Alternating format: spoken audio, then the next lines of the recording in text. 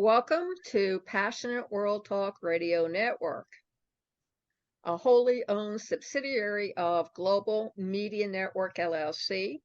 Our motto is educate, enlighten, and entertain. And today's episode 5 on Lest, L-E-S-T, we forget.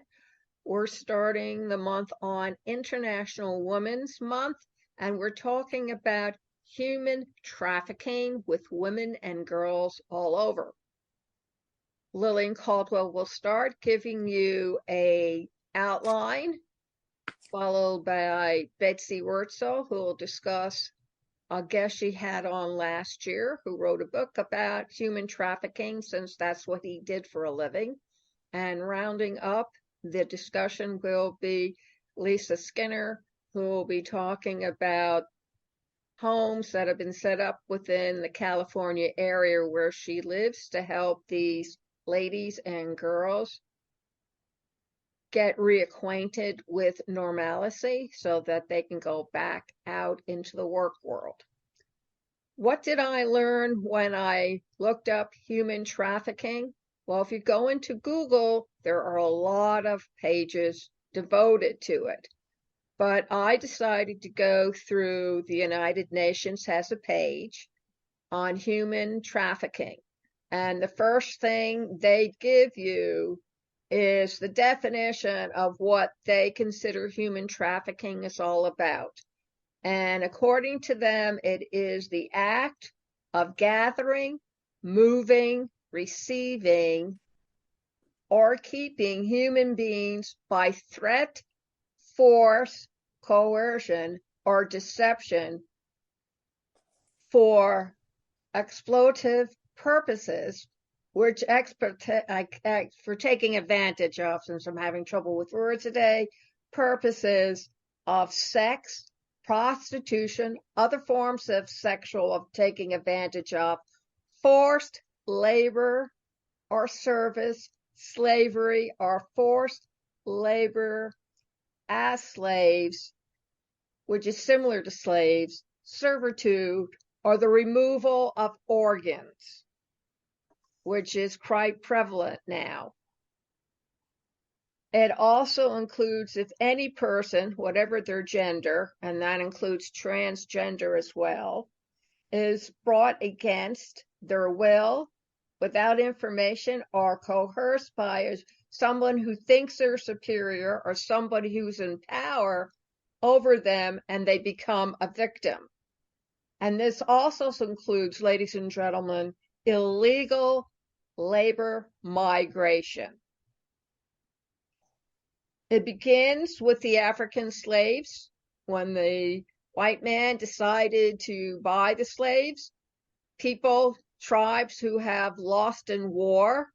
So who's to blame? The Europeans, the Americans, and of course the tribes themselves in Africa who sold to the Far East, to the Arabs.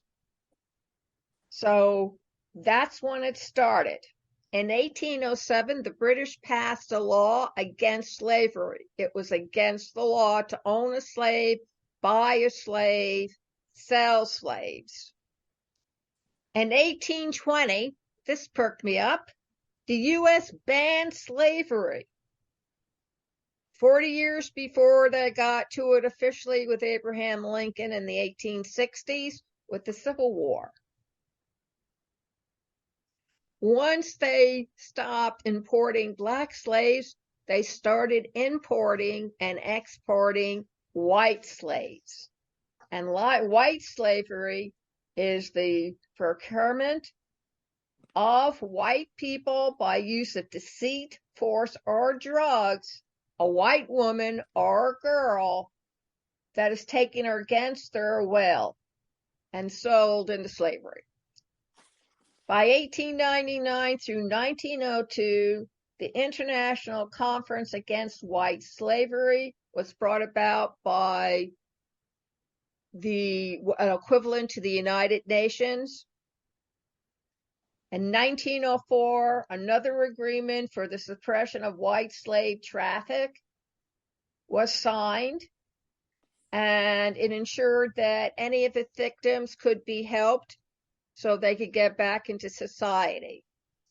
In 1912, criminal charges were signed into law. So if you found trafficking, you could actually be brought to trial for it.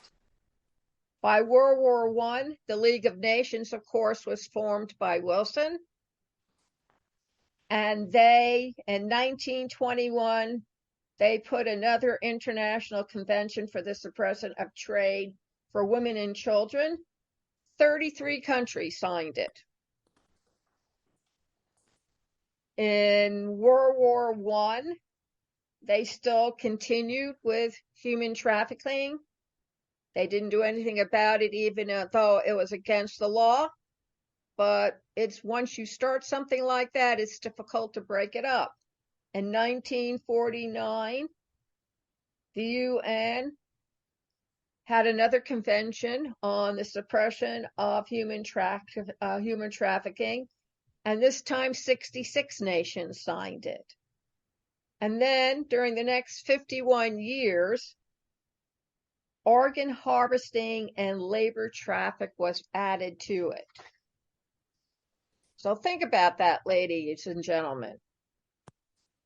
Illegal labor immigration. Well, who else are we going to have to take care of our crops for us? Nobody in the United States. They all consider that beneath them. In the year 2000, it was criminalized yet again by the transnational organized crime. And they determined there was 150 trafficking flows all over the world with human trafficking. It's been increasing since the year 2000. And importantly enough, in 2007, 32% of people were forced into labor immigrants or labor migrants. 4 years later, 74% of females were being trafficked. In 2011, it dropped to 49%. But in 2011, 10 to 25% were girls who were being trafficked. Something to think about, since we get concerned about the labor problems in our country, but also about the immigrants who are coming up through South America and Mexico. And you wonder how many of them are getting involved with this through the cartels who use them to bring their drugs across the border. In my mind, that is human trafficking. Betsy? Hi, everyone. I have an interesting story to tell. Bear with me, I got to take off my glasses to read. I did an interview back on April 14, 2022 with a former sex trafficker, Derek Williams, and also with Dr. Deena Graves, who is a founder, president, and director of M3Transformations, which offers courses on how to protect children and adults from predators. Transformations provides help to victims heal from their experiences. I believe they're located in Texas, but I will have the information on how you could contact Dr. Deena Graves and the M3 Transformations in the blog. So make sure you read the blog. And Derek Williams and Dr. Deena Graves wrote a book called Mind Games, MINDGAMES, which is available on Amazon. And I have to tell you, folks, it was mind-blowing and scary to think about what is out there, what's behind that dark internet web. You think your child is playing with someone their own age? They may not be. Could be a predator on the other side. What do the human sex traffickers look for? Well, this guy, Derek, pimped out his girlfriend, was the first person.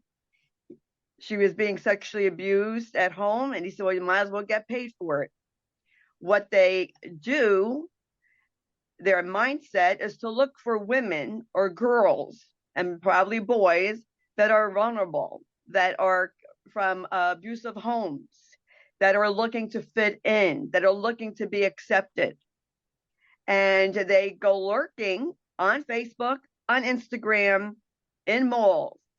If they see a young girl or a boy showing that they're having a problem at home, they go look for them and they will start being friendly with them. And that's how they get their confidence. And then they use their weakness against them, which is partly narcissistic behavior when they do that. So I want to give some advice to parents or guardians. Please keep an eye on what your children are doing on the internet. I know it's hard with teenagers, and I'm glad I don't have a teenager now. Don't let them be posing, showing their, you know what, all over the internet. There are predators that are lurking. They are looking. Do you know that all they had to do is Google that name? How easy it is to get a person's address now? It's scary. They could just find them, and then they end up missing. So try to tell your girls not to be inappropriate. I know that's hard sometimes to do. And please, as parents and guardians, please do not abuse your children mentally, emotionally, sexually, because you know what, I'm going to tell you. When a woman, a young woman, a girl, a boy, when they're abused at home, they're going to look for acceptance outside their home. And they're going to go with people who accept them. You are setting your child up for abusive relationships. And so that's what I have to say. The interview, I will put the link to that in the blog for Jeannie. It's a great interview. It's a very interesting, informative, shocking interview. And this guy, he said there was women, he went all over the world with this human sex trafficking, from young girls to even older women. And it was really an incredible story. So that's what I have to say. Thank you.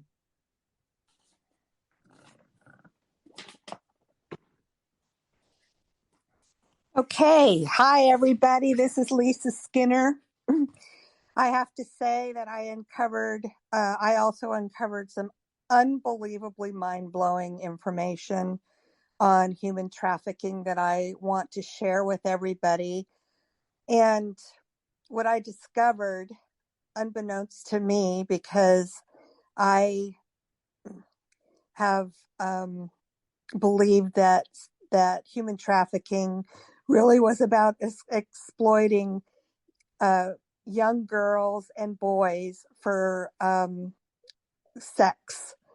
And what I have discovered is the layers that are included in human trafficking all over the world just go very, very deep. So let me share a little bit of the information that I've uncovered for you.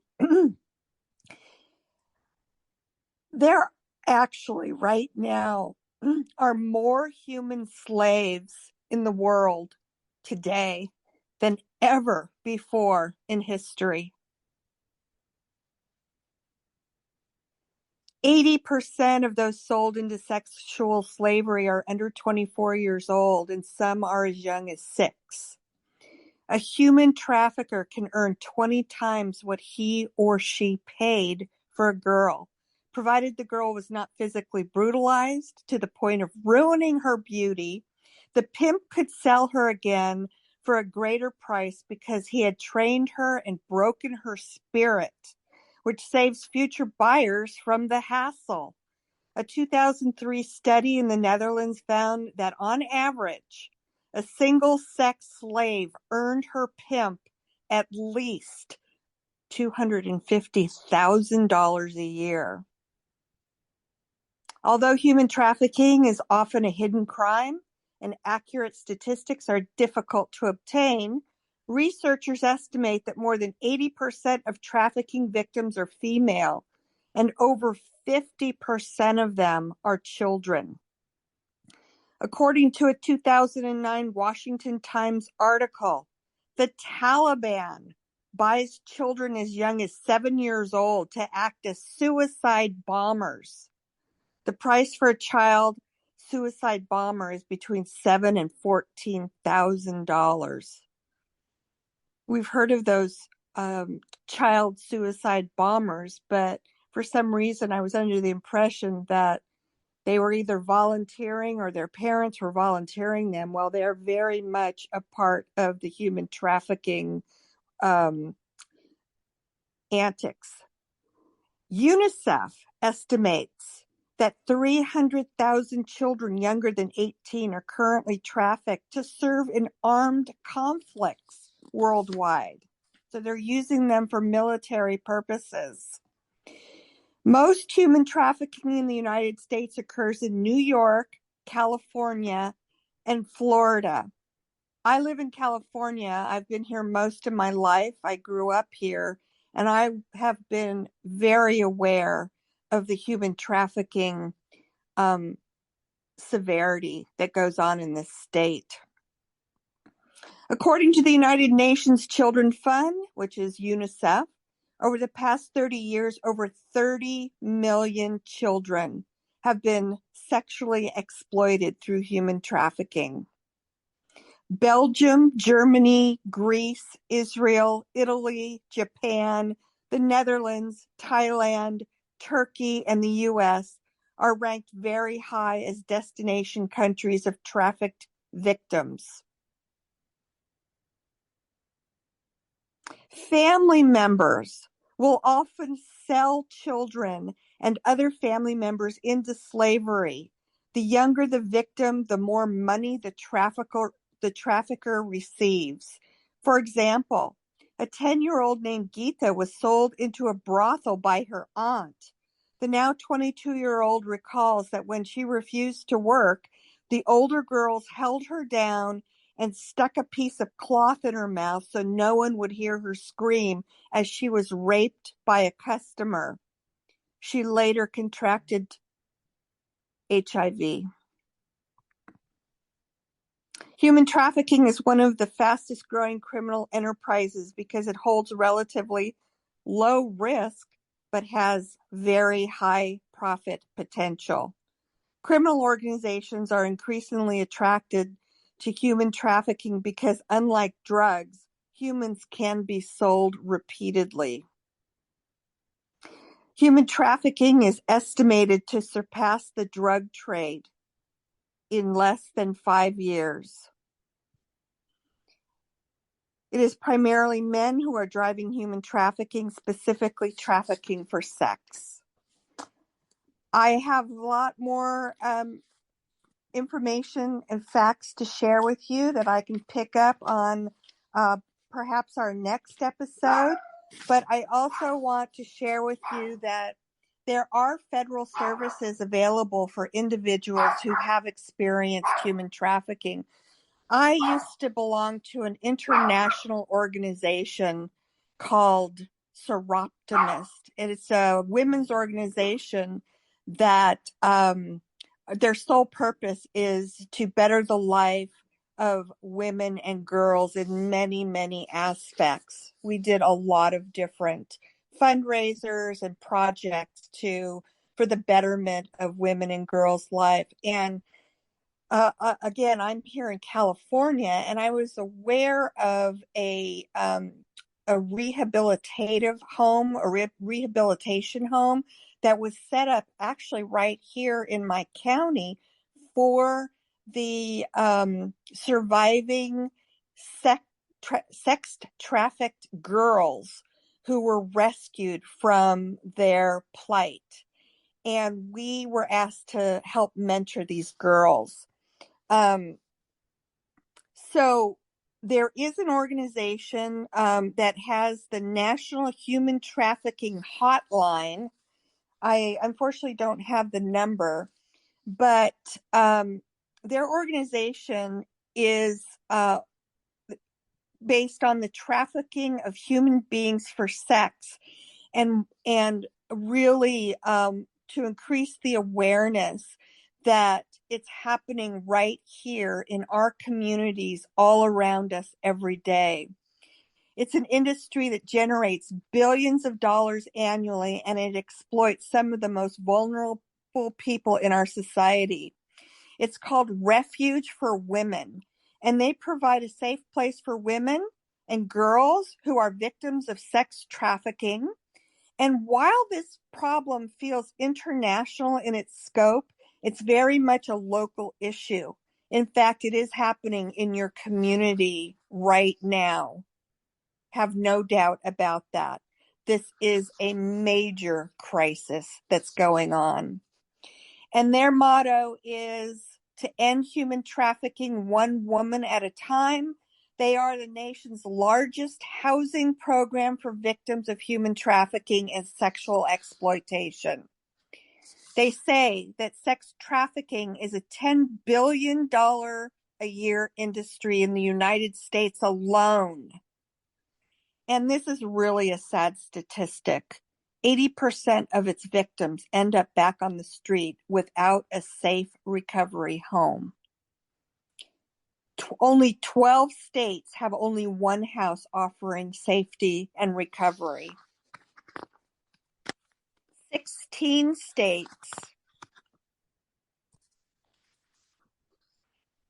have no recovery housing at all. They help women find hope and healing so they can lead fulfilling lives.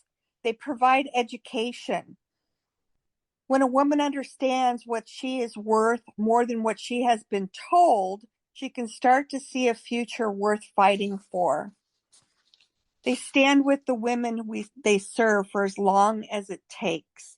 This combats feelings of abandonment and hopelessness by providing stability and care during a time of great need.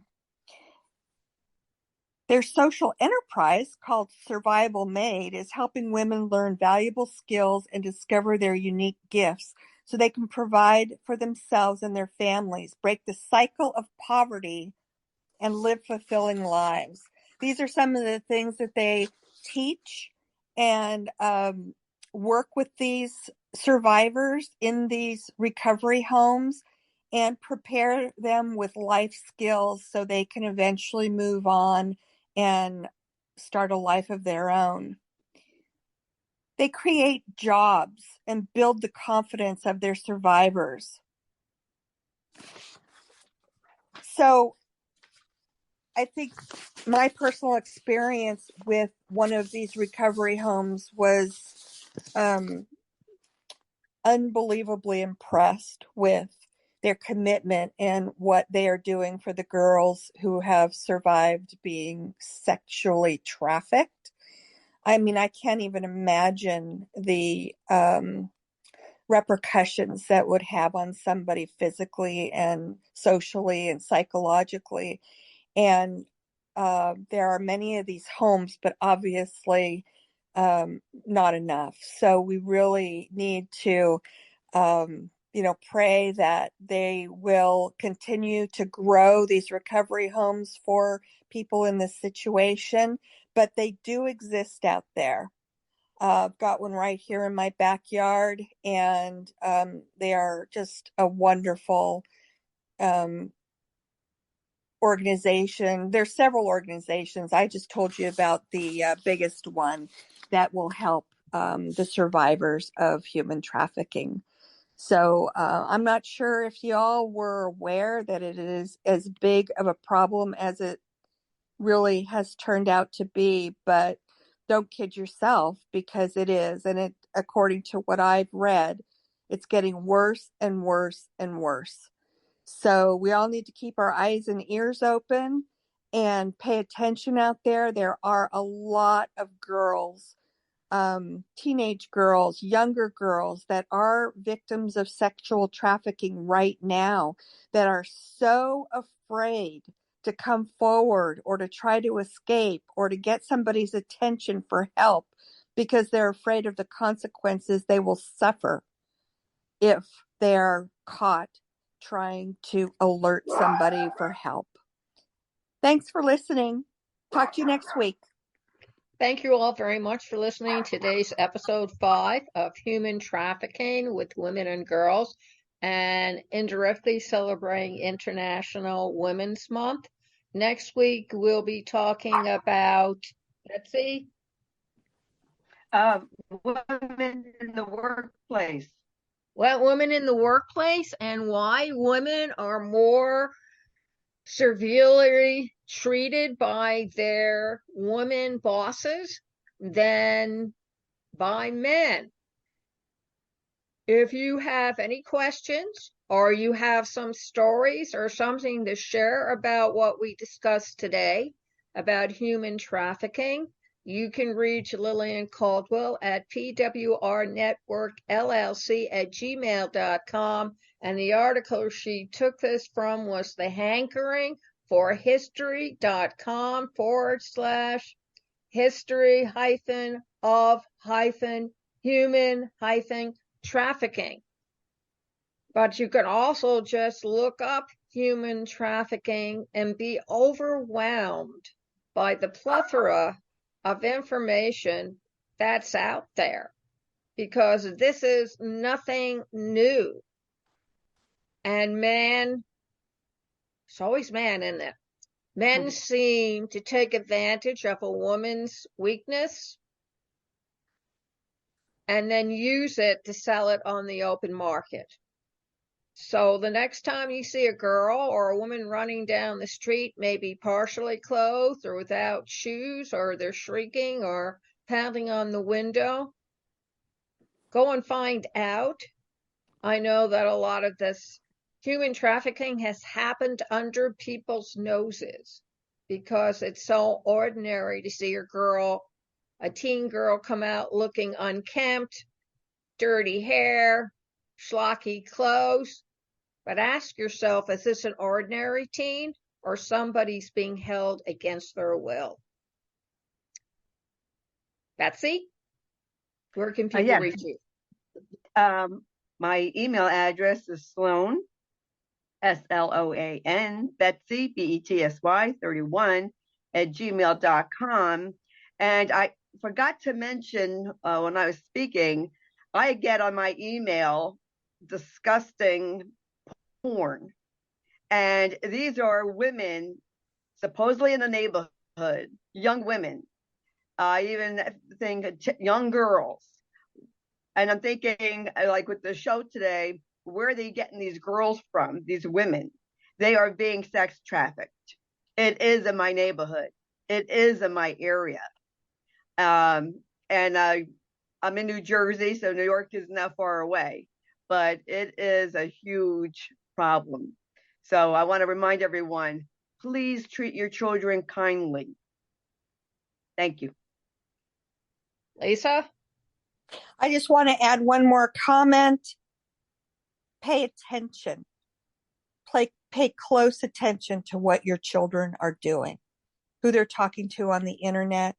Our lives are so busy these days, and it's easy not to pay attention to who our kids are talking to, but they can be easy victims out there with all the modern technology that's available to everybody. And this is all over the world. It's not just in local communities. If you'd like to comment on anything that I shared with you today, you can reach me at my email address. It's dementiawhisperer1@gmail.com. Thanks again for being here, and we look forward to seeing you next time. Absolutely. You all have a good weekend.